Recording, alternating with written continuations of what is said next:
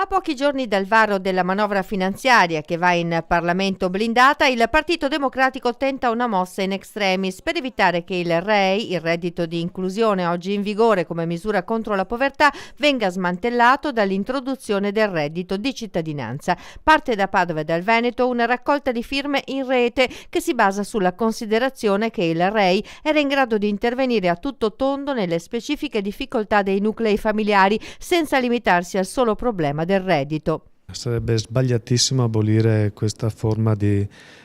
lotta alla povertà che si chiama reddito di inclusione a favore di un reddito di cittadinanza che è 100 passi indietro rispetto al sistema innovativo del REI, che è la presa in carico delle necessità della famiglia con percorsi individualizzati che prevedono progetti di inserimento anche lavorativo assieme al centro per l'impiego, ma percorsi anche di tipo formativo, di tipo educativo. Lo testimoniano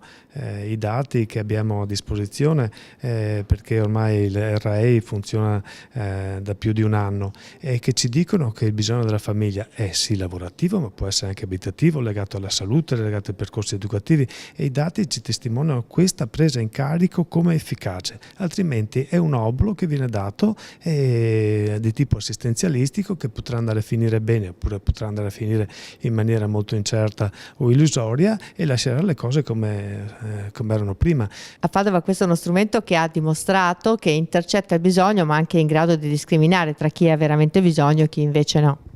Sì, assolutamente. A Padova sono state fatte oltre 1500 domande, ne sono state accolte 500. Come si svolgerà questa campagna?